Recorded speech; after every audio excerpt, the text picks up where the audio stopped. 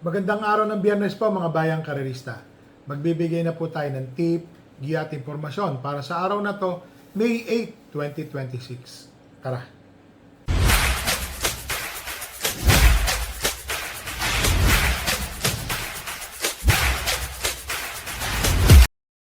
So mga bayang karerista, ngayon pong araw po ng Biyernes, meron pong hinandang 8 karera. Dito po yan sa Philippine Jockey Club. Ito po ang ating kopya.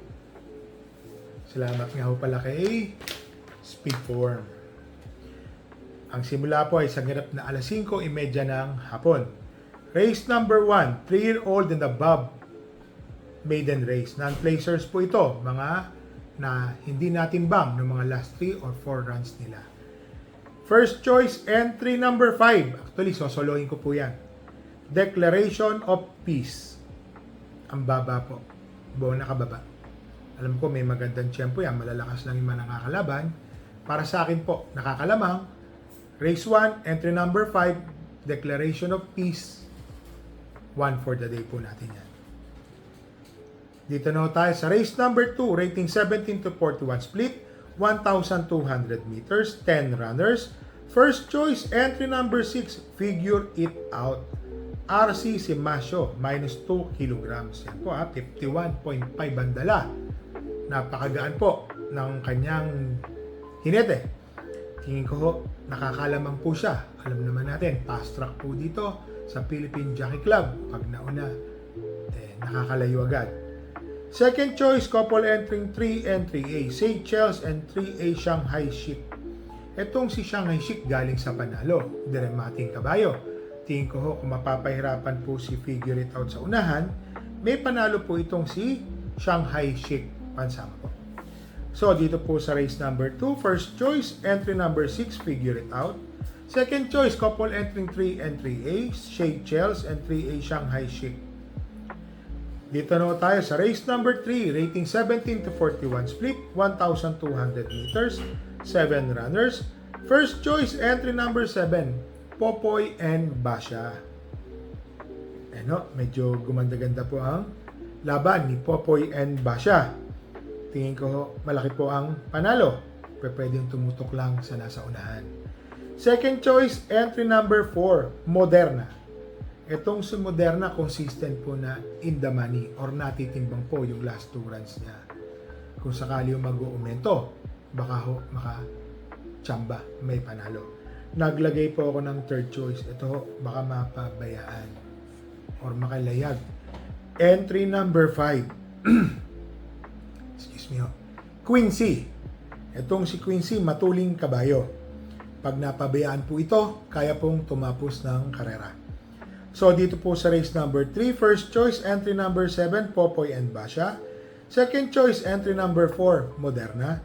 Third choice, entry number 5, Quincy. Dito na tayo sa race number 4, rating 42 to 56 split, 1,200 meters, 10 runners. First choice, ito po, nagbabalik pista. Entry number 4, District 1. Yan o Nanalo po yan ng Hopeful, first leg, yung mga ganun pong pinanalo po niya. Pati yung last leg ng Triple Crown, District 1 po ang nanalo. Yun lang, nung bumalik po siya, nung nanalo, natalo po siya noon. Ngayon po, meron po siyang 1.14 sa 1,200 meters. May bali-balita po tayo. Mabuti na po ngayon ulit. Si District 1, first choice po natin yan. Second choice, entry number 5, Doña Patsy. Ito ho, napakaswerteng kwadra Boss Hans and Madam LABD. Ilang panalo po sila nung Miyerkules. 2 panalo at 1 segundo. May tsamba. Sana makaraos. So, dito po sa race number 4, first choice, entry number 4, District 1. Second choice, entry number 1, Doña Patsy. Dito na tayo sa race number 5, rating 17 to 41 split, 7 runners, 1,200 meters.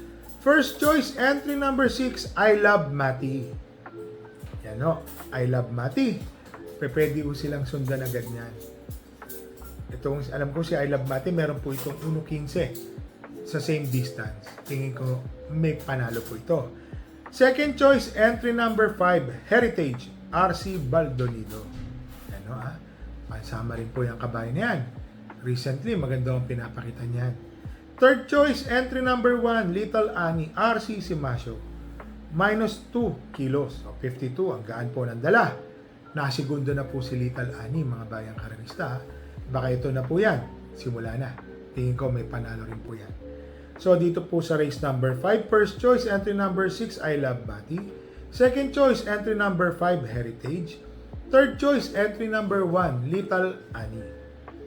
Dito na tayo sa race number 6, rating 17 to 41 split, 1,200 meters, 8 runners.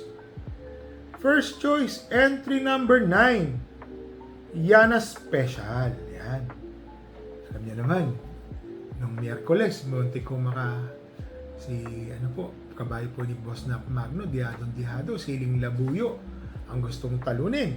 Mukhang mga tago po yung mga kabayo, may mga preba. Itong Yana Special po. May takbo po ito na mainam, 1.29. Tingin ko kung magagawa niya, malaki po ang panalo. First choice. Second choice, ito po, umentado. Entry number 7, Masayang Tunay. Nasigundo ha. Yan o, 1.14 sa 1,200. Tingin ko mag-uumento pa ho ito. Bumubuti po yung kabayo na yan. Second choice. Third choice, Swerting Quadra. Couple entry number 6 and 6A, Marquis Angel and Kipi Taki. Isang matuling kabayo, isang pwedeng Romemate. Yan, magandang kombinasyon. So, dito po sa race number 6, first choice, entry number 9, Yana Special. Second choice, entry number 7, Masayang Tunay. Third choice, couple entering 6 and 6A, Marquis Angel and Kipi Taki. Dito na tayo sa race number 7, rating 57 to 70 split, 1,200 meters, 8 runners. Yan o, mataas ang ratings. First choice, entry number 7, Liska Bianca. Yan po, Lisa Bianca. JD Huko. Nakita naman natin yung tinakbo nung nakaraan. Mainam. Alam ko, nandoon yan. Ngayon, balik po siya kung saan po siya naka-quadra. Tingin ko, malaki po ang panalo nito. Magandang dihado. Second choice, matuling kabayo. Entry number 4, Great Sashi. Tersero po itong tumapos nung nakaraan. Marami lang ang bumaliglig.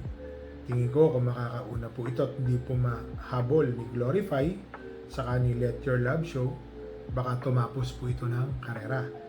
Third choice, entry number 3, Upscale Bell. Baka siya rin po yung makinabang habang nagkakaroon po ng habulan sa unahan. May biglang bulusok po si Upscale Bell na kumuha ng unahan. Maganda rin po ang tsinempo. Halos pare-parehas po sila ng tinapos na oras. So, dito po sa race number 7, first choice, entry number 7, Liska Bianca. Second choice, entry number 4, Great Sashi. Third choice, entry number 3, Upscale Bell. Dito na tayo sa race number 8, rating 42 to 56 split, 1,200 meters, 10 runners. First choice, entry number 6, Victorious Babylin. Ang inam na po ng pinakita ng huling takbo ni Victorious Babylin. Tingin ko, naayos po yung kabayo, kagaya nung po sinasabi ni Boss Carlos Batalla. Mainam po yung kabayo niya. Yung nag-comebacking Victorious Babylin, tingin natin may panalo po yan. Second choice, entry number 7, Little Charmer. Ito pong si Little Charmer. Yan po, LABD, Madam LABD at Bonsans po yan.